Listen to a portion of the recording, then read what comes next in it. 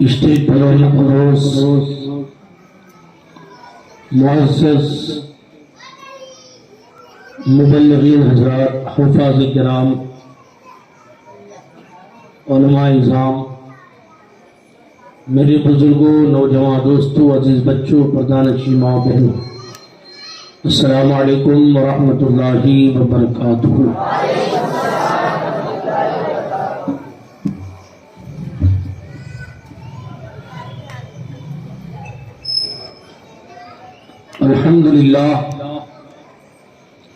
الحمد للہ رب العالمین والعاقبۃ للمتقین،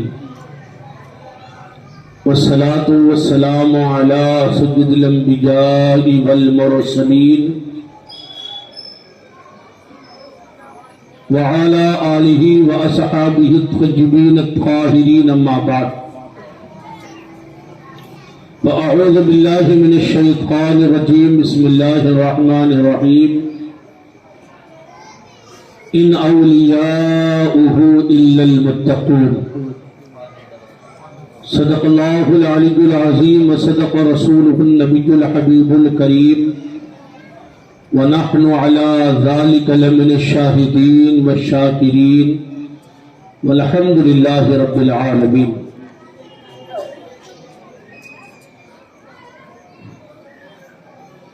آئیے سب سے پہلے ہم آپ انتہائی عقیدت و محبت کے ساتھ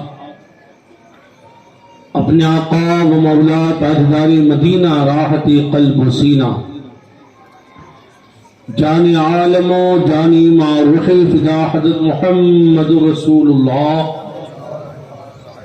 صلی اللہ تعالی علیہ وسلم کی بارگاہ بیکس پناہ میں جھوم جھوم کر باواز بلند درود پاک پیش فرمائے پڑھے، اللہم صلی علی سیدنا مولانا محمد وعلی آلہ سیدنا مولانا محمد مبارک وسلم، صلاۃ و سلام علیک یا رسول اللہ، صلاۃ و سلام علیک یا حبیب اللہ صلی اللہ تعالی علیہ وسلم۔ اللہ تبارک و تعالی کا بے پناہ فضل و احسان ہے کہ اس غفور الرحیم کریم رب نے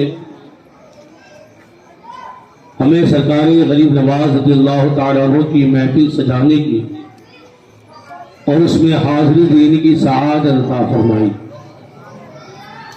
ہمارے یہاں حاضر ہونا اللہ تعالیٰ قبول فرمائے، اور جو کچھ ہم کہیں سنیں اللہ تبارک و تعالیٰ پوری ایمانداری کے ساتھ ہمیں اس پر عمل کرنے کی توفیق عطا فرمائے۔ آج ہم حضرات کے سامنے غالباً 4 سے 5 باتیں عرض کرنے کی کوشش کروں گا۔ جلسوں کا مقصد یہ ہوتا ہے کہ بولنے والا کچھ نالج کی بات بولے، سننے والا معلومات حاصل کرنے کی نیت سے آئے، اور ساتھ میں یہ ارادہ ہو کہ دین سیکھوں گا تو انشاءاللہ اس پر عمل کرنے کی بھی کوشش کروں گا۔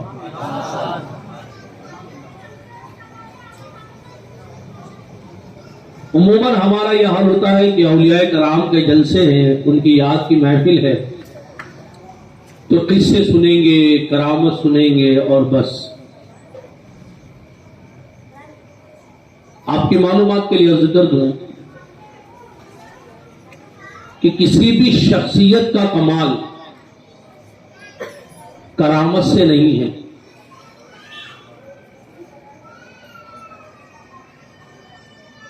کسی بھی شخصیت، کوئی بھی اللہ کا ولی، کرامت میں ان کا کمال نہیں ہے۔ اگر کوئی ولی ہو اور ان کی ایک بھی کرامت نہ ہو تو کیا ان کا کمال نہیں ہے؟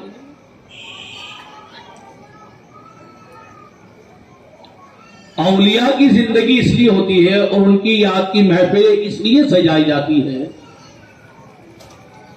کہ انہوں نے زندگی کیسے گزاری، اللہ تبارک و تعالی کا قرب کیسے حاصل کیا، ہم اسے جانیں اور ان کی زندگی کے مطابق اپنی زندگی کو ڈھالنے کی کوشش کریں۔ تاکہ ہم ان کے قریب ہوں، ان کے ذریعے اللہ تبارک و تعالیٰ کے قریب ہو جائے۔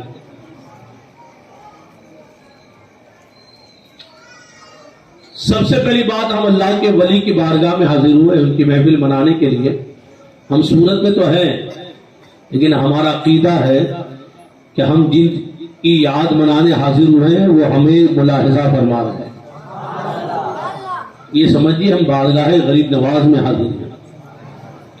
سرکار مخدوم اشرف سمنانی رحمۃ اللہ علیہ ارشاد فرماتے ہیں کہ جس شخصیت کے عرس میں تم حاضر ہوتے ہو تو اگلے سال عرس تک پورے 1 سال تک ان کی روحانیت تمہاری مشکل کشا ہوتی ہے۔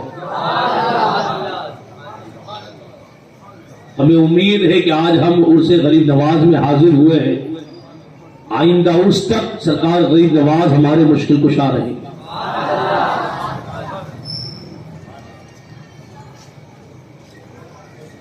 ہم ایک اللہ کے ولی کا عرس منانے حاضر ہوئے ہیں۔ یہ اللہ کے ولی ہوتے کون ہیں؟ توجہ چاہوں، کیا رنگ برنگی ٹوپیاں لگا لینا یہ ولی ہونے کی نشانی ہے؟ کیا رنگ برنگی لباس جبے وغیرہ پہن لینا یہ اللہ کے ولی کی نشانی ہے؟ لمبے لمبے بال رکھ لینا یہ اللہ کے ولی کی نشانی ہے؟ ہمیشہ 10 15 20 50 آدمی کو لے کر چلنا یہ اللہ کے ولی کی نشانی ہے؟ نہیں، اللہ کے ولی کی نشانی یہ نہیں ہے۔ اللہ کے ولی کی نشانی خود قرآن نے بیان فرمائی ہے۔ ان اولیاؤہ الا المتقون، بے شک اللہ کے ولی متقی پرہیزگار ہوتے ہیں۔ اللہ کے ولی متقی ہوتے ہیں۔ متقی کون؟ جس کا لمحہ لمحہ دین اسلام پر عمل کرنے پر گزرے۔ ایک مشہور آیت کریمہ آپ کو یاد ہے نا، الا ان اولیاء اللہ لا خوف علیہم ولا هم یحزنون۔ اس میں ولی اولیاء کرام کی فضیلت بیان ہوئی ہے۔ خبردار ہو جاؤ، ہوشیار ہو جاؤ، اللہ کی جو ولی ہے ان کو نہ کوئی خوف ہے، نہ حزن و ملال، نہ غم ہے۔ سوال یہ پیدا ہوتا ہے کہ جن کو حزن و ملال نہیں ہے، غم نہیں ہے، وہ ہوتے کیسے ہیں؟ کسی بزرگ نے بڑی اچھی بات کہی ہے، خدا کو پہچاننا آسان ہے، ولی کو پہچاننا مشکل ہے۔ اللہ کو پہچاننا آسان ہے، اللہ کی پہچان ہمارے سامنے، وہ وحدہ لا شریک ہے، وہی عبادت کے لائق ہے، وہی پیدا فرمانے والا ہے، وہی کھلانے والا ہے، وہی خالق ہے، وہی رازق ہے، وہی مالک ہے، وہی رب ہے، جو رب ہے وہ خدا ہے، جو مالک ہے وہ اللہ ہے، جو خالق ہے وہ اللہ ایزلی، کوئی بات نہیں۔ جسم و جسمانیت سے پاک ہے، مکان و مکانیات سے پاک ہے۔ اب ہمارے اندر خالق ہونے کی طاقت نہیں تو ہم خدا نہیں، ایسی بات ہے۔ ہم لائق عبادت نہیں، ہم خدا نہیں۔ اللہ کے علاوہ کوئی عبادت کے لائق نہیں تو اللہ کے علاوہ کوئی بھی اللہ نہیں ہے، ایزی ہے۔ اللہ کے علاوہ ساری مخلوق، تو ساری مخلوق یہ خدا نہیں، ایک ہی اللہ ہے جو خالق ہے۔ لیکن ولی کو پہچاننا مشکل کیوں ہے؟ کیونکہ ولی ہمارے ہی اندر ہوتے ہیں، اور ہمارے اندر ہو کر بسا اوقات ہمیں معلوم نہیں ہوتا ہے کہ اللہ کا ولی ہے۔ ہماری طرح انسان ہوتے ہیں، ہماری طرح وہ بھی پیدا ہوتے ہیں، ہماری طرح وہ بھی کھاتے پیتے اٹھتے بیٹھتے ہمارے ساتھ گھومتے پھرتے ہیں، تو یہ ہمارے پاس ہو ان کی پہچان بہت مشکل ہوتی ہے۔ ظاہر سی بات، اتنے سارے لوگ ہیں، کون ڈاکٹر ہے پہچان تو ہونا چاہیے، نہ ہونا کیسے پتا چلے گا؟ اتنے سارے لوگ ہیں، کوئی کون وکیل ہے پہچان ہونی چاہیے۔ اتنے سارے لوگ ہیں، کون عالم دین ہے پہچان ہوگی؟ ایک یونیفارم ہوگا. وکیل صاحب ہیں تو وہ ایک پلس کا نشان ہوتا ہے. ڈاکٹر صاحب، وکیل صاحب جو ہوتے ہیں ان کے لیے کوڈ ہوتا ہے، عالم صاحب ہوتے ہیں جب. تو اولیاء کی بھی کوئی پہچان ہو؟ اے مولا جس کو غم نہیں ہے، جس کو حزن و ملال نہیں ہے، ذرا بتا دے وہ ہوتے کیسے ہیں. تو اسی آیت کے آگے ارشاد فرمایا الذین آمنوا وکانوا یتقون، یہ وہ لوگ ہیں جو ایمان لاتے ہیں اور پرہیزگاری اختیار کرتے ہیں. یہ نہیں کہا یہ وہ لوگ ہوتے ہیں جو کرامتیں دکھاتے ہیں. ولی کی پہچان میں کرامت کا ذکر نہیں ہے.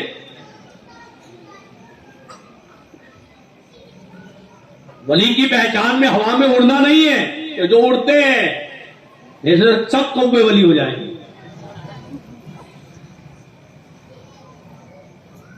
اللہ کے ولی کی پہچان یہ نہیں کہ جو پانی میں چلتے ہیں ورنہ ساری مچھلیاں ولی ہو جائیں گی. اللہ کے ولی کی پہچان یہ ہے کہ جو تقوی والے ہیں،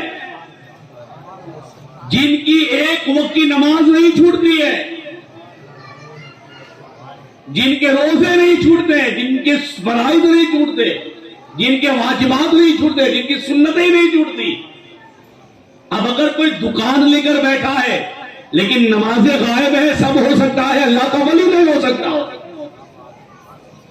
بھیڑ لگی ہو 100 200 500 1000 آدمی کی، نمازیں قضا ہو رہی ہو، فرائض چھوٹ رہے ہو، واجبات چھوٹ رہے ہو، سنتوں کی ادائیگی نہیں ہوتی ہے، سمجھ لینا سب ہو سکتا ہے، اللہ کا ولی نہیں ہو سکتا.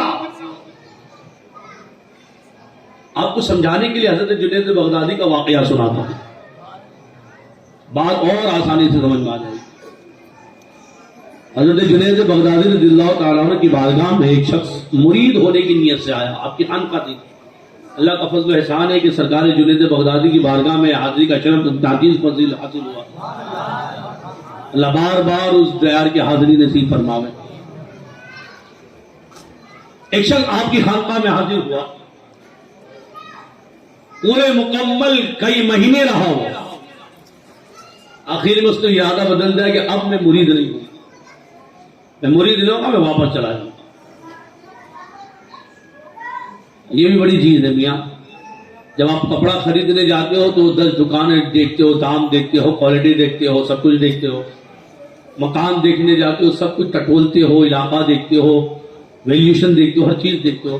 لیکن پیر بنانے جاؤ تو دیکھ لیا کرو کہ لائق ہے کہ نہیں. آج کل بھیڑ نہیں دینا. دیکھو جنید بغدادی کا واقعہ. حضرت جنید بغدادی کو کشف کے ذریعے پتا چل گیا کہ فلاں آدمی اس نیت سے آیا تھا اور اس نیت سے جا رہا تھا.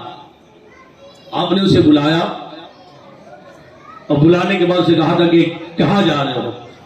اور میں حضور واپس گھر جا رہا ہوں. کیوں؟ بولے حضور میں مرید ہونے کے لیے آیا تھا مگر اب ارادہ چینج کر دیا، واپس جا رہا ہوں. کیوں مرید نہیں ہوں گے؟ اس نے کہا حضور میں نے آپ کی کوئی کرامت ہی نہیں دیکھی.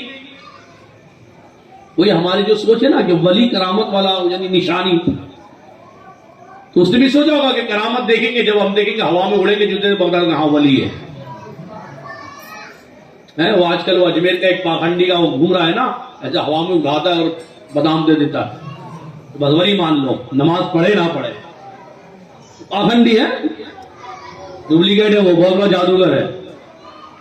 تو یہ بادام کھلانے والے، ہوا میں ہاتھ لہرانے والے، یہ نشانی نہیں اللہ کے ولی کی ہستی ہو نہیں وغیرہ کی. تو اسی طرح اس کی بھی سوچ ہوگی کہ کبھی ہاتھ لہرائیں گے اور بادام دے دیں گے.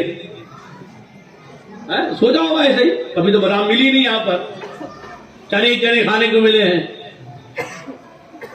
تو حضرت جنید بغدادی کا قول دیکھیے آپ نے کیا اس سے ارشاد فرمایا. دیکھیے اللہ کے ولی کی نشانی فرمایا یہ بتاؤ کتنے دن تک میری خانقاہ میں. نے کہا حضور کتنے مہینے رہا.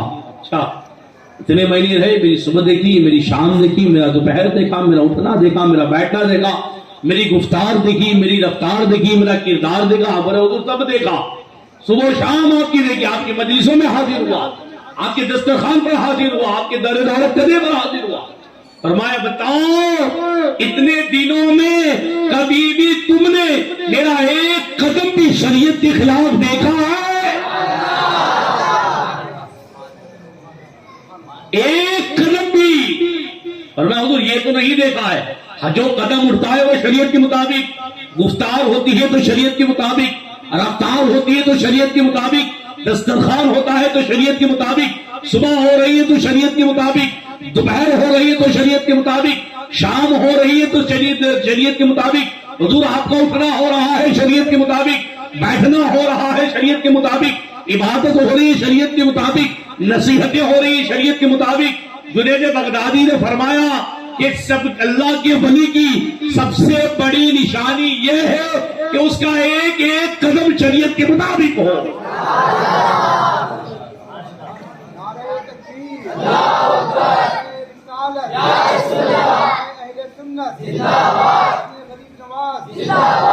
سارا کچھ چمتکار دیکھ لو، بھیڑ دیکھ لو، لباس دیکھ لو، رنگ دیکھ لو، سب کچھ دیکھ لو، مگر اگر شریعت نہیں ہے تو وہ سب ہو سکتا ہے، اللہ کا ولی نہیں ہو سکتا. بات سمجھ رہی ہے آپ کے؟ کہیں بھی دیکھنا، بھیڑ دیکھنا، کچھ نہیں، پوری دنیا قدموں میں آ جائے لیکن شریعت پر عمل نہیں تو ایسا شخص سب کچھ ہو سکتا ہے، اللہ کا ولی نہیں ہو سکتا. اچھا ایک بات اور ذہن میں آ گئی اور میں نے آج کے شیڈیول میں بھی تھی وہ بات، جب بات پیر کی چلی ہے تو یہاں پر بولنا بھی بہت، اس کو بھی بتانا ضروری ہے کیونکہ آج کل جگہ جگہ پیر وجود میں آ رہے ہیں اور لوگ بغیر سوچے سمجھے مرید بھی ہو رہے ہیں.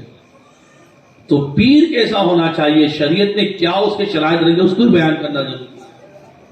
ایک جگہ بیان کیا تھا لیکن یہاں آپ کے سامنے تھوڑی اور تفصیل سے آپ سے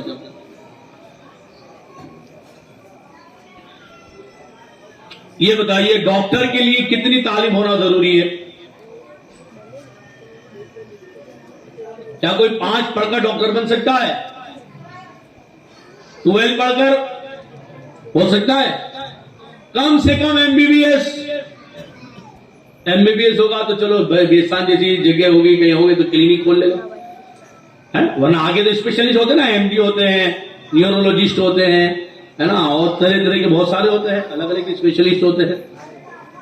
کم سے کم MBBS ہے نا. اچھا وکیل ہونے کے لیے انگوٹھا چھاپ وکیل ہو سکتا ہے؟ بتائیے نہیں ہو سکتا. کم سے کم کیا ہونا چاہیے؟ LLB. کیا ہونا چاہیے؟ LLB ہو، ایسا نہیں خالی LLB پڑھ لیا ہو گیا ہی، ورنہ تو کوئی کھڑا ہوا مجھے تو A to Z آتا ہے. میں تو ڈاکٹر بھی ہوں، وکیل بھی ہوں، انجینئر بھی، آرکیٹیکٹ بھی ہوں میں تو یہ LLB ایک ڈگری ہے، وہ ڈگری والا نہیں ہے.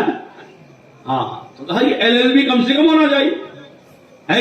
CA کے لیے اس کے ایگزام پاس کرنے ہوں گے سب. حیرت تو یہ ہے کہ لوگ دنیاوی عہدے کے لیے تعلیمات حاصل کر رہے ہیں اور پبلک کا حال یہ کہ بغیر ڈگری کے ڈاکٹر نہیں مان رہے، پڑھائی کے بنا وکیل نہیں مان رہے، ڈگری کے بنا کسی کو آرکیٹیکٹ نہیں مان رہے، ہم کسی کو CA نہیں مان رہے. لیکن حالات یہاں ایسے ہیں قرآن شریف پڑھنا آتا نہیں، ناظرہ سورت میں ایسے بے شمار کہ قرآن شریف ناظرہ نہیں آ رہا ہے، وہ پیر بنے بیٹھے ہیں. یہ دین کے ساتھ مذاق نہیں تو کیا ہے، دین کے ساتھ کھیلواڑ نہیں تو کیا ہے. اور پبلک کا حال یہ ہے. ابھی میں ٹیبل کرسی لگا دو، میں وکیل نوٹری بھی کروں گا، دستاویز بھی بناؤں گا اور کورٹ میں کیس بھی لڑوں گا. کتنے آتے ہیں میرے پاس؟ بلکہ ہوگا کیا، الٹا کیس ہو جائے گا، نقلی وکیل کھڑا ہو گیا ہے. ابھی میں کلینک کھول لوں، یہاں پر سب ہوگا علاج، ریڈ پڑ جائے گی، اندر کر دیا جائے گا، نقلی.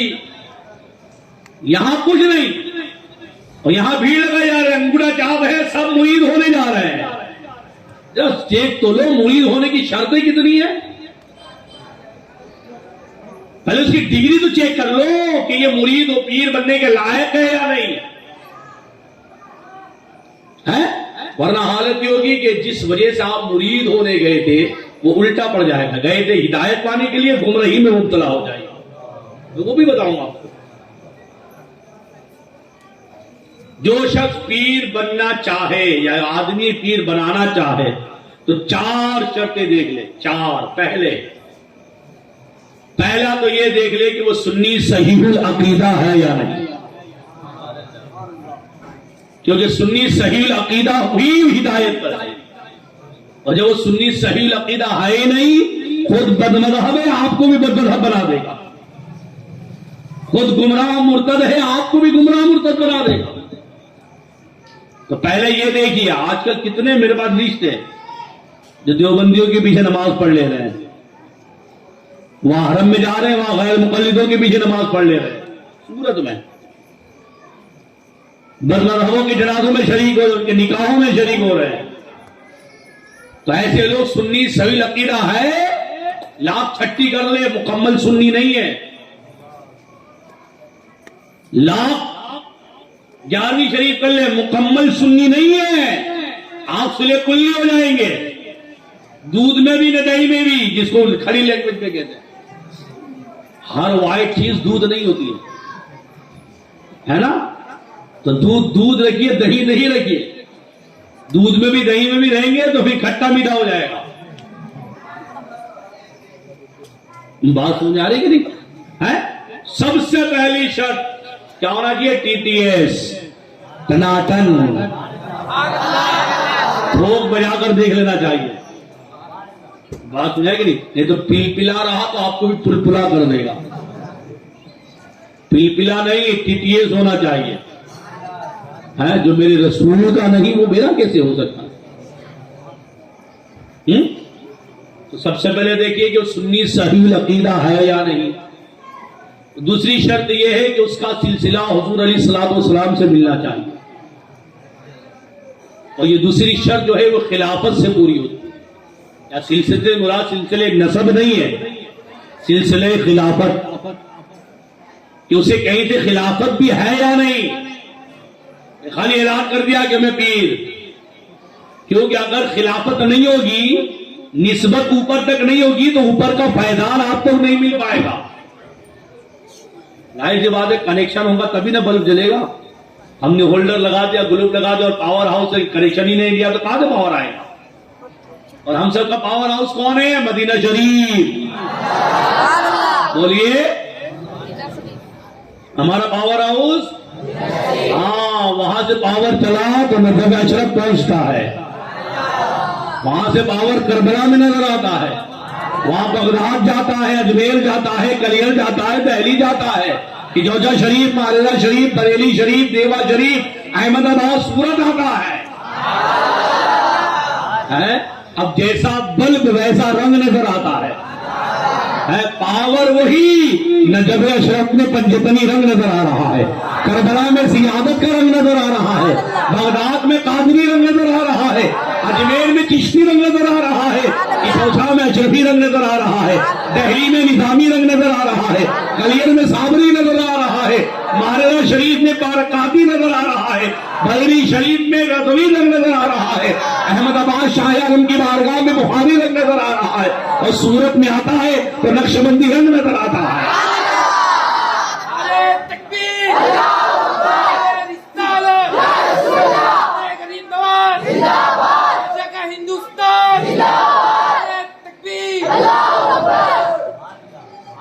تو جب تک کنیکشن نہیں ہوگا نا پاور نہیں ملے گا، اور جب پاور نہیں ہوگا تو ایمان کا نور نصیب نہیں ہوگا، روشنی نہیں ہوگی. اب دیکھیے کہ اس کا کنیکشن اس سے جوائنٹ کیا ہے کہ نہیں، یا پھر وہ بلیک میں چلا رہا ہے. بلیک کے بھی کنیکشن ہوتے ہیں نا، میٹر لینے کا ڈائریکٹ کھیڑے ڈال دینے کا، ڈائریکٹ میں مت جانا ورنہ کبھی بھی ریڑ پڑ سکتی ہے، پھر جرمانہ بھی بھرنا پڑے گا، جیل میں بھی جانا پڑے گا. تو لیگلی دیکھنا تو فارم بھرائے کہ نہیں، ٹورنٹ پاور سے بالکل لیگلی طور پر خلافت ہے یا نہیں، اس کے بعد ہے کس بزرگ سے ہے، کون سا نسب ہے، کون سا سلسلہ ہے، سب کچھ. تو پہلی شرط کون سی؟ سنی صحیح عقیدہ ہونا. دوسری شرط کون سی؟ اس کا سلسلہ رسول اللہ صلی اللہ علیہ وسلم پہنچتا ہو. تیسری یہ کہ وہ فاسق و فاجر نہ ہو، یعنی گنہگار نہ ہو. ظاہر سی بات ہے وہ خود گناہ میں ملوث ہے، آپ کو کیا ہدایت دے گا؟ اب گناہ گار ہونا ہے کہ بہت ساری صورت ہے، بہت، صرف چوری کرنا ہی گناہ نہیں ہے، سود کھانا ہی گناہ نہیں ہے، شراب پینا ہی گناہ نہیں ہے، زنا کرنا، حرام کاری کرنا ہی نہیں گناہ ہے، بے پردگی کرنا ہی گناہ نہیں ہے، نماز چھوڑ دینا بھی گناہ ہے، زکوٰۃ فرض ہو کر بھی ادا نہ کرنا گناہ ہے۔ تو بظاہر ہمیں شرابی نہ لگے، چور نہ لگے، سود خور نہ لگے، ہو سکتا ہے بے نمازی ہو سکتا ہے کہ وہ تارک واجب ہو، تارک فرائض ہو، فرضوں کو چھوڑنے والا ہو، واجبات کو چھوڑنے والا ہو۔ دیکھ لینا مکمل دین پر عمل کرنے والا ہے یا نہیں۔ آج کل بہت سارے لوگ ایک سواری والے، یہ سب فاسق و فاجر ہے، یہ سب گنہگار ہے، گناہ کبیرہ میں ملوث ہے، یہ پیر بننے کے لائق ہی نہیں ہے۔ جو لوگ سواری چلاتے ہیں وہ پیر بننے کے لائق ہی نہیں ہے۔ اور میری بات پر غصہ مت ہونا، ایک بار کسی مفتی صاحب سے میری بات کہہ دینا، آپ کو میں دعوت دیتا ہوں، جہاں تک میری بات پہنچ رہی ہے سب کو دعوت دیتا ہوں، میری بات کا برا مت ماننا، مجھے لوگ بہت جلدی میری بات کا برا مان جاتے ہیں۔ میں نے جو کہا ہے نا کہ سواری والے فاسق و فاجر ہے، یہ میری اس دعوے کو 10 مفتی صاحب کے سامنے پیش کرنا، اگر وہ ہاں کہنے کہ نہیں سید صاحب نے صحیح کہا ہے تو میرا شکریہ ادا کرنا کہ آپ نے ہماری اصلاح کی، آپ کا شکریہ ضرور کرنا، ادا کرنا ہے، ہاں تبھی آپ ایماندار ہو۔ ہاں اگر وہ میری بات کا انکار کرتے تو جو چاہے میرے ساتھ سلوک کرنا، لیکن اگر میری بات کی تصدیق کرتے تو ضرور آ کر میرا شکریہ ادا کرنا، تب میں مانوں گا کہ آپ امانتدار ہے، ایماندار ہے۔ تو بہت ساری شکلیں ہیں فاسق و فاجر ہونے کی، عورتوں کے ساتھ بے پردہ ملتا ہے یا نہیں، اگر بے پردہ ہے تو فاسق ہے، عورتوں کو ہاتھ چماتا ہے تو فاسق ہے۔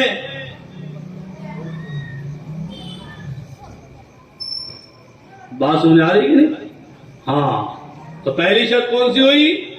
TTS ہو۔ دوسری شرط کون سی ہوئی؟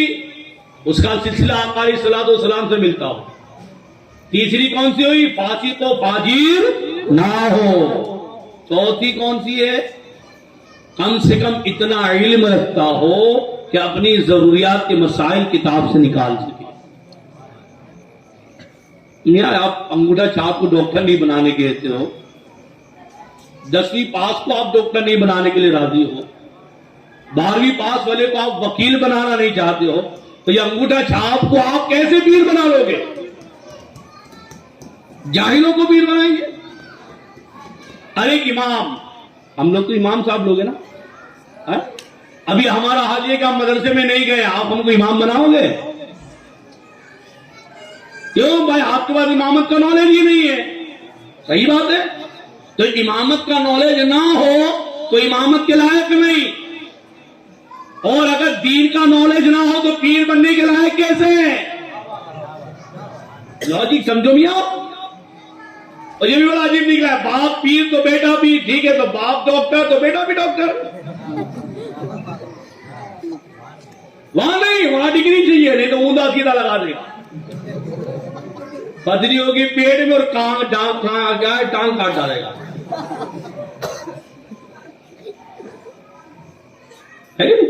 تو جب نقلی ڈاکٹر ایسا کر سکتا ہے تو پھر وہی جان لینا، نیم حکیم خطرے جان، نیم ملا خطرے ایمان۔ یہ ادھورے جو پیر بن جاتے ہیں نا، وہ نیم ملا ہی ہوتے ہیں جو خطرے جان کر ڈالتے ہیں، جو خطرے ایمان کر ڈالتے ہیں، ایمان خطرے میں ڈال دیتے ہیں۔ وہ خود سواری اٹھائے گا اور آپ کو بھی سواری میں ڈھکیلے گا۔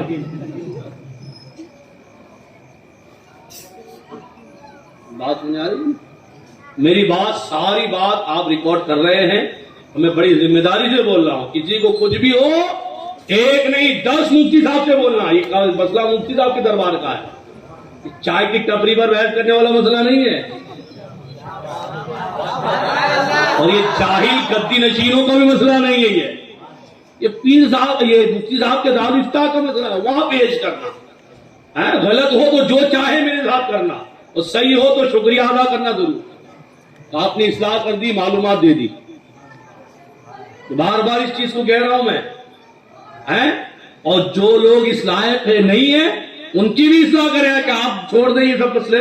قوم کو گمراہ نہ کرے، لوگوں کو گمراہ نہ کرے، لوگوں کو دین سے نہ دور کرے، لوگوں کو بھٹکائے نہیں. پہلے جائیے قابل بن کے آئیے. بات ہو جائے گی نہیں. یہ چار جو میں نے شرطیں بیان کی نا، سنی صحیح عقیدہ ہو، اس کا سلسلہ آقا علیہ الصلوۃ والسلام سے ملتا ہو، فاسق و فاجر نہ ہو، کم سے کم اتنا علم رکھتا ہو کہ اپنے ضرورت کے مسائل شریعت کے نکال سکے. یہ چار جو ہے نا یہ بیسک شرط ہے. بیسک مطلب ہاں اب آپ پیر بننے کے لائق ہو. ابھی اتنی منزل ہے بس. یعنی آپ کو اجازت دی جاتی ہے کہ آپ مرید بناؤ، لیکن پیر کامل ہونے کے لیے آگے کی منزل ہے. دیکھنا توکل کتنا بھاری ہے، رضا الہی پہ راضی کتنا رہتا ہے، صبر و قناعت میں کتنا ماہر ہے، نظر و نیاز اکٹھا کرتا ہے یا بانٹ دیتا ہے، بھوکوں کو کتنا کھلاتا ہے، پیاسوں کا کتنا خیال کرتا ہے، اس کے اخلاق کتنا اعلیٰ ہے.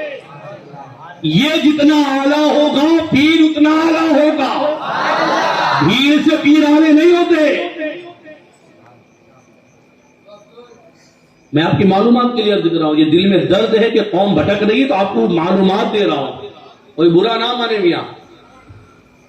دین صحیح لوگوں تک پہنچے یہ میری نیت ہے. اگر میری باتوں کو کوئی اپنے آپ نشانہ بننا ہے تو اپنے آپ کو سدھارے، میری مخالفت نہ کرے میاں. میں تو آخرت میں چھوٹ جاؤں گا کہ میں نے دین پہنچا دیا تھا. آپ پکڑے جاؤ گے کہ جب دین پہنچایا جا رہا تو آج کیوں بن رہے تھے. پچھلے زمانے میں امام نبوی نے اس واقعے کو بیان کیا ہے مسلم شریف کی شرح. ایک قوم تھی، ایک امت تھی، وہ اللہ تبارک و تعالیٰ کی نہایت نافرمان، کوئی نیکی نہیں. اللہ تبارک و تعالیٰ نے فرشتوں کو حکم دیا کہ اس بستی پر عذاب نازل کرو. اس بستی کا عذاب ایسے کہ اس کو پلٹ دو، اس بستی کی زمین کو پلٹ دو، اوپر کا حصہ نیچے، نیچے کا حصہ اوپر کر دو. فرشتوں نے عرض کی یا اللہ اس بستی میں طرح ایک عبادت گزار بندہ بھی رہتا ہے اور اتنا عبادت گزار ہے کہ ہمیشہ دن عبادت میں رہتا ہے. تو مولا اگر عذاب آئے گا تو وہ بھی عذاب کے لپیٹ میں آ جائے گا. بستی کو الٹ دیں گے تو وہ بھی الٹ جائے گا. اللہ تبارک و تعالیٰ نے حکم دیا، دیکھیے غور سے سنیے گا. اللہ تبارک و تعالیٰ نے حکم دیا سب سے پہلے اس پر عذاب نازل کرو. سب سے پہلے اس پر عذاب نازل کرو، اس لیے کہ وہ خود تو عبادت کرتا ہے لیکن لوگوں کو برائی سے روکتا نہیں ہے. ہمارا کام صرف عبادت کرنا یا بھلائی کرنا نہیں ہے، ہمارا کام ہے لوگوں کو برائی سے بھی روکنا. تب جا کر بندہ مومن کامل ہوتا ہے. امر بالمعروف تو ہوتا ہے، نہیں انل منکر ختم ہوتا جا رہا ہے. بھلائی کا حکم دینا آسان ہے، برائیوں سے روکنا ختم ہوتا چلا جا رہا ہے. باپ بیٹوں کو نہیں روک رہا ہے، بیٹا ماں کو نہیں روک رہا ہے، بھائی بہن کو نہیں روک رہا ہے، بڑے چھوٹے کو نہیں روک رہے ہیں، اڑوس پڑوس ایک دوسرے کو نہیں، رشتہ دار نہیں روک رہے ہیں. یہ برائی کو ختم کرنے والا کانسیپٹ ختم ہوتا جا رہا ہے. اگر ہم نیکیوں پہ نیکیاں کرتے گئے لیکن اگر برائی کی اصلاح نہیں کی تو پھر وہ معاملہ یاد رکھیے کہ سب سے پہلے عذاب اس پر نازل کرو، کیونکہ خود تو عبادت کرتا ہے لیکن لوگوں کو برائی سے نہیں روکتا. جو میری معلومات آپ کے سامنے میں نے پہنچائی ہے اس کی تحقیق پہلے کر لے، مخالفت نہ کرے، آڑ نہ بنے، رکاوٹ نہ ڈالے. اگر صحیح ہو میری بات، آپ ہو گئی، آپ جا کے پیش کرے، صحیح ہو جائے تو آ کر میرا شکریہ ادا کرو. میرا شکریہ ادا کرو کہ آپ نے میری اصلاح کر لی، آخرت کے خسارے سے، نقصان سے بچا لی. ہاں اگر میری بات غلط ہے تو آپ پھر جو چاہے میرے ساتھ برتاؤ کریں. تو اب تک ہمیں دو باتیں بتا دی، اللہ کے ولی کی پہچان اور دوسرا پیر ہونے کے لیے کیسی کیٹیگری چاہیے. اور پیر میں دو کیٹیگری آپ کو بتا دی، ایک لو کیٹیگری، ایک ہائی کیٹیگری. لو میں بتا دیا 4 شرط ہو تو ٹھیک ہے پیر بھائی، آپ پیر صاحب لیکن اگر ہائی کوالٹی چاہیے تو پھر آگے دیکھنا پڑے گا، صبر و توکل دیکھنا پڑے گا، توکل علی اللہ دیکھنا پڑے گا، صبر و قناعت دیکھنی پڑے گی، حسن اخلاق دیکھنا پڑے گا، لوگوں کا برتاؤ دیکھنا پڑے گا، سب کچھ، حلم بردباری دیکھنی پڑے گی، کتنی اعلیٰ درجی ہے، تب جا کر بندہ کیا ہوتا ہے؟ مرشد کامل بنتا ہے۔ اب ایک کانسیپٹ اور کلیئر کر دو آپ کے سامنے، آج بات آپ لوگوں کو تھوڑا اسی ٹریک پر لے جاؤں گا میں، لیکن ضروری ہے، بہت ضروری بات ہے۔ ایک ہے شریعت، ایک ہے طریقت، اور ایک ہے تصوف۔ اس پر بھی لوگ عجیب عجیب باتیں بناتے ہیں، اس وجہ سے میرے کو بولنا پڑ رہا۔ کوئی آدمی نماز نہیں پڑھا، بھائی نماز پڑھو، کیا میں طریقت والا ہوں، مطلب نماز نہیں آپ کے لیے۔ وہ بھائی کون آپ کا نام کیا؟ صوفی فلانا۔ ارے یار تو صوفی ہے، تصوف جانتا نہیں ہو، تو کہتے اپنے آپ کو تصوف جانتا بھی ہے، بغیر تصوف جانے صوفی، صورت میں رہتا نہیں اور صورتی تو گجرات میں رہی نہیں ہو، گجراتی تو، تصوف تو جانتا نہیں، صوفی تو، عجیب کانسیپٹ لوگوں نے بنا لیا۔ رسول اللہ صلی اللہ علیہ وسلم نے جو دین دیا تھا، اس دین کو چھوڑ کر ایک اپنا ہی دین، اپنے خیالات کا دین۔ آئیے میں بتاؤں شریعت کیا ہے، طریقت کیا ہے، اور تصوف کیا ہے۔ حضرت جنید بغدادی رحمۃ اللہ علیہ نے شریعت و طریقت سمجھانے کے لیے بہت اچھی مثال دی، بہت آسان۔ فرمایا شریعت بال ہے، طریقت مانگ ہے۔ مانگ نکال دینا، بال جب ترچھی مانگ ہو یا سیدھی مانگ ہو، بالوں کے اندر سے مانگ نکلتی ہے نا، ہے کہ نہیں؟ تو فرمایا شریعت بال ہے اور طریقت مانگ۔ بغیر بال کے مانگ نکال سکتے ہو؟ بولیے، کوئی گنجا مانگ نکال سکتا ہے؟ اگر کوئی کہے کہ میں شریعت والا نہیں طریقت والا، تو بولا گنجا مانگ نکالا، یہی ہوا نا؟ ہم شریعت والے نہیں، ہم طریقت والے، تو تم گنجے ہو جو مانگ نکالتے ہو۔ جنید بغدادی نے تو یہ سکھایا ہے کہ بال والے مانگ نکالتے، شریعت والے ہی طریقت والے۔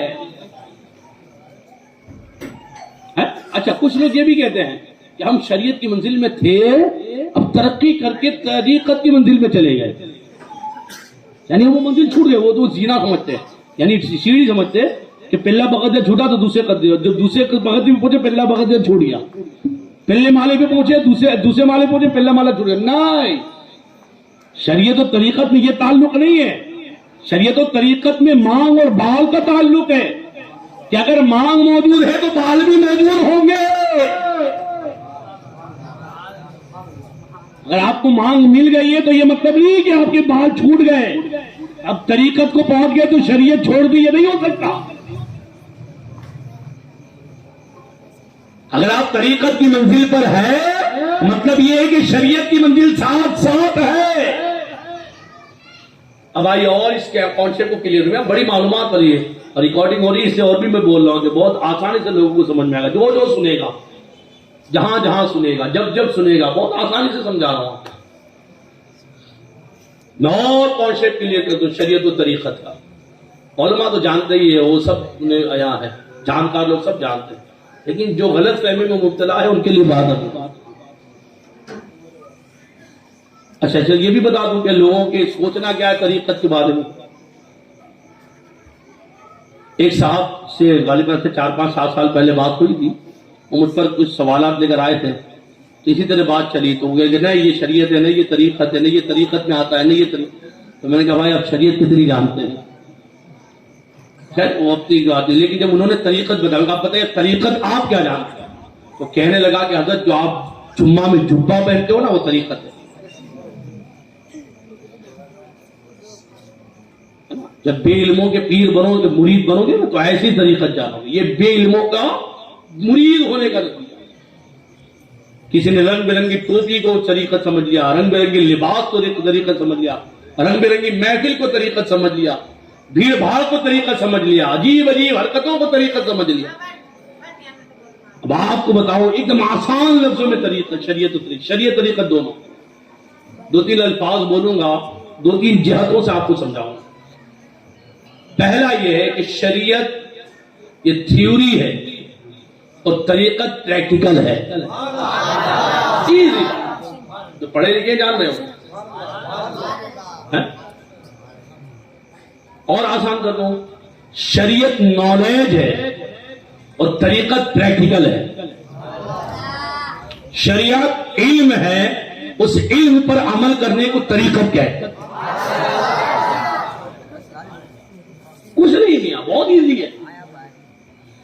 اور آپ کو آگے بتا دوں، اقیم الصلاۃ، نماز قائم کرو، یہ شریعت ہے، اور نماز پڑھنا یہ طریقت ہے، کیونکہ اقیم الصلاۃ یہ تعلیم ہے اور نماز پڑھنا یہ عمل ہے۔ تعلیم شریعت ہے، عمل طریقت ہے۔ عمل کا نام طریقت ہے۔ آڑی کڑی محفل، آڑے کڑے لباس، آڑے کڑی گفتگو کا نام طریقت نہیں ہے۔ اور میرا دعویٰ ہے کہ آج تک جتنے بھی پیرے طریقت بہت سارے قریبی ہمارے، اور جو اللہ ماشاءاللہ جو ہمارے حق اور صحیح پیرے طریقت کی بات نہیں ہے، بہت سارے ہم میں ایسے ہے کہ پیرے طریقت لکھتے ہیں بڑے ناز سے، لیکن انہیں خود نہیں معلوم ہوتا طریقت کس کو کہتے ہیں۔ عجیب عجیب طریقت بنی لیجیے، عجیب عجیب طریقت شمار، سمجھ رہے ہیں آپ؟ اور آپ کو سمجھا، شریعت راستہ ہے اور طریقت اس پر چلنے کو کہتے ہیں۔ شریعت کا معنی ہی راستہ ہوتا ہے، ڈکشنری اٹھائیے نا، اور آپ میں سے جو لوگ عمرہ اور عمرہ کی سعادت پائے ہوں گے، وہاں جگہ جگہ رب میں دیکھا شار ابراہیم، شار خلیل اللہ، شار عمر عبدالعزیز، شار عبد الملک وغیرہ وغیرہ نام ہوا۔ شار مطلب روڈ، اب دیکھیں نا مین روڈ، یہ روڈ وہ روڈ یہ روڈ، وہاں شارع لکھا رہتا ہے، شارع۔ تو شریعت کا معنی ہی راستہ ہوتا ہے۔ یہ راستہ کون سا ہے؟ جو اللہ تعالیٰ کی طرف جاتا ہے، جو ہدایت کا راستہ ہے، جو جنت کا راستہ ہے، جو رسول اللہ صلی اللہ علیہ وسلم کا راستہ ہے۔ تو شریعت کی جو تعلیمات ہے وہ ایک راستہ ہے، ایک وے ہے، اور طریقت اس پر چلنے کو طریقت کہتے ہیں۔ اقیم الصلاۃ، نماز قائم کرو، آپ نے سیکھ لیا، آپ صاحب شریعت ہو گئے اتنے حصے کے۔ صاحب شریعت کا مطلب جاننے والے، جاننے والا، عالم شریعت، عالم شریعت اتنے حصے، اور اس پر آپ نے عمل کر لیا، اب آپ اتنے حصے کے طریقت والے ہو گئے۔ وَارْكَعُوا مَعَ الرَّاكِعِينَ، رکوع کرنے والے کے ساتھ رکوع کرو، یہ ہو گئی شریعت، اور رکوع کیا اس شریعت کا طریقت ہو گیا۔ اتم الصیام، روزے رکھو، کتب علیکم الصیام، تم پر روزے فرض کیے گئے، یہ ہو گئی شریعت۔ روزہ رکھا، پورا کیا، ہم ہو گئے طریقت والے۔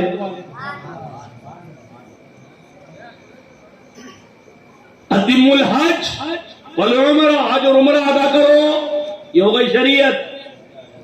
اور حج عمرہ کیا، طواف کعبہ، صفا مروہ کی سعی، وقوف عرفات، وقوف مزدلفہ، مینا، قربانی وغیرہ، احرام وغیرہ ساری پابندیاں ادا کر لی، اب ہو گئے شاہد، ہو گئے ہم طریقت والے۔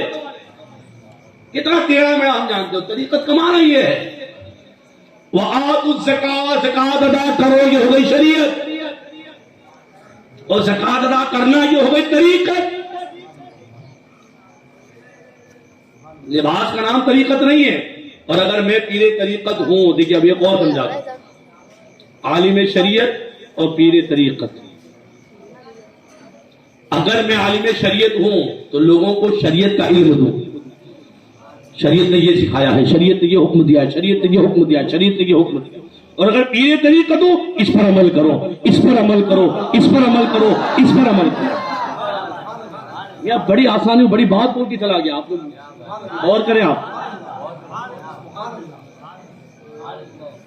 ایک عالم شریعت کا کیا ذمہ داری بنتی ہے، یہ طریقہ کی کیا ذمہ داری، وہ بتا رہا ہوں میں، کیونکہ شریعت نالج کو کہتے ہیں، تو جو اس کا عالم ہوگا وہ نالج بانٹے گا.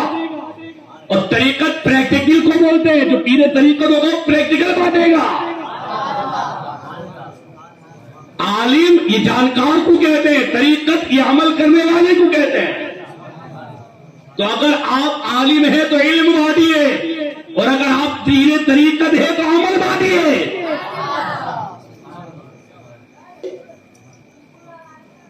بات سمجھ آ رہی ہے میری؟ یہ اصل شریعت و طریقہ. اچھا یہاں پر اور آپ قرض کر دیں، بزرگوں نے یہ بھی فرمایا، وہ سب ایک ہی معنی ہے، الفاظ الگ الگ ہے، معنی ہے. قول رسول شریعت ہے اور عمل رسول طریقت ہے.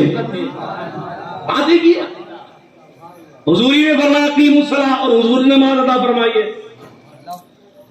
تو قول رسول حاصل کرو گے عالم کہلاؤ گے، اور عمل رسول پر عمل کرو گے تو پیر طریقت کہلاؤ گے.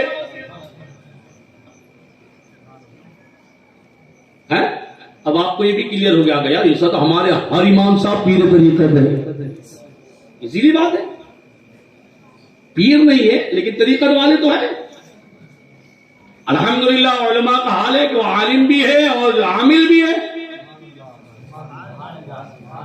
اور یہ بھی کانسیپٹ کلیئر ہے، بہت سارے پیر طریقت نام کے ہے ہی نہیں. تو ان کی نمازیں غائب ہے، روزے غائب ہے، شریعت غائب ہے، فرائض غائب ہے، واجبات غائب ہے. اب اس میں بھی وہی شریعت والی لوجک آپ کے سامنے پیش کرتا ہوں کہ ٹھیک ہے، ہم کو طریقہ سمجھ میں آ گئی. اب اس میں بھی بیسکلی یہ بات ہے، بنیادی بات، کہ فرائض و واجبات پر عمل کرنا یہ طریقت ہے، اور اس پر اور پابندی، اس پر استقامت، اس کو نہ چھوڑنا، ایک بھی فرض نہ چھوٹنے پائے، ایک بھی واجب نہ چھوٹنے پائے، ایک بھی سنت نہ چھوٹنے پائے، ایک بھی مستحب نہ چھوٹنے پائے. سارے حرام چھوٹ جائے، سارے ناجائز چھوٹ جائے، سارے مکروہات چھوٹ جائے، یہ کامل طریقت ہے.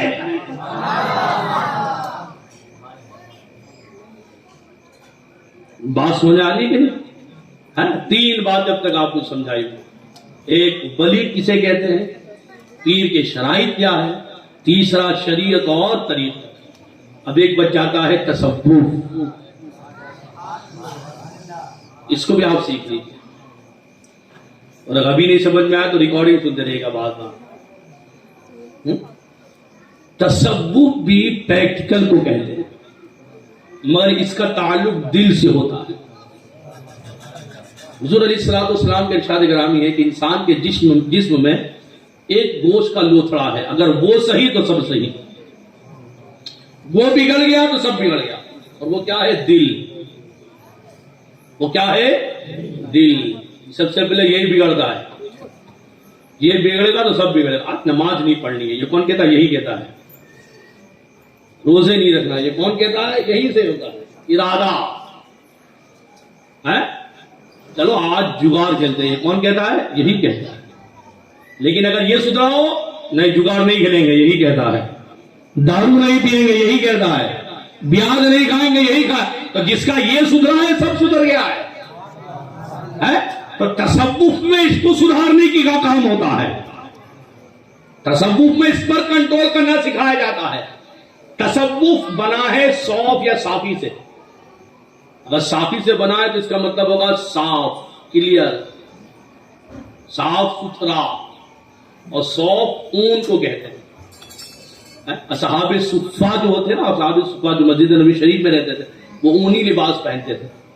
وہ غریب ہوتے تھے، غریب تھے، لیکن شریعت و دین پر عمل کرنے والے تھے.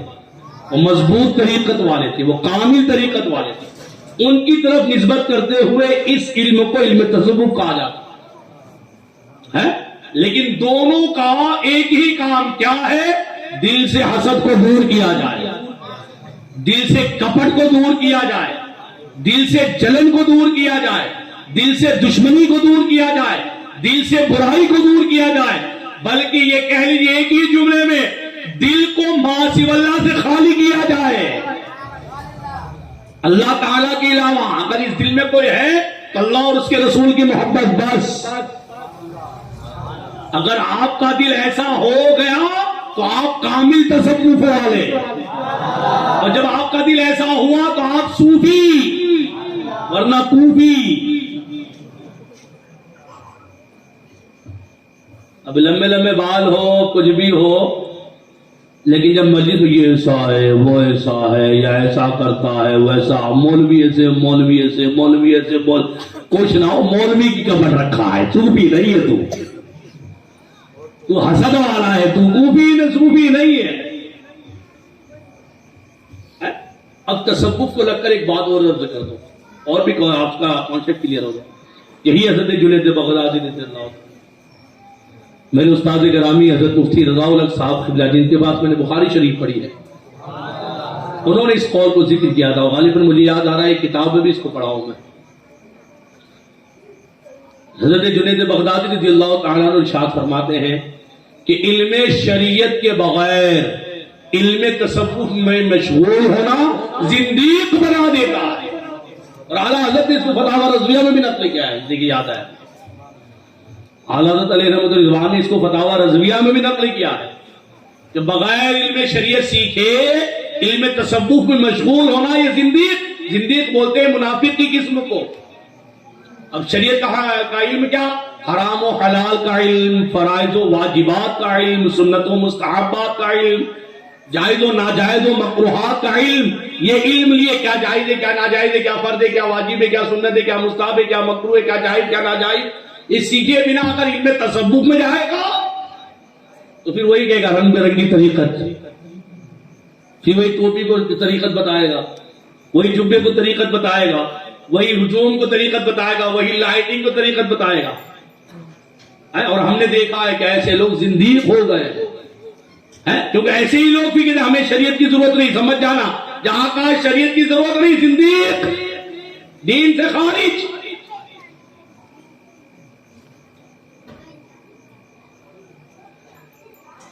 بات سمجھ آ رہی نہیں ہے؟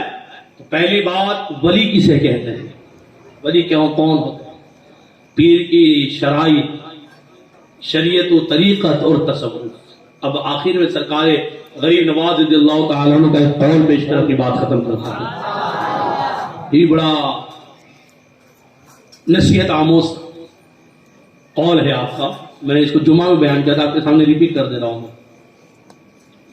سرکار غریب نواز رضی اللہ تعالیٰ عنہ ارشاد فرماتے ہیں کہ سورج جیسی شفقت حاصل کرو،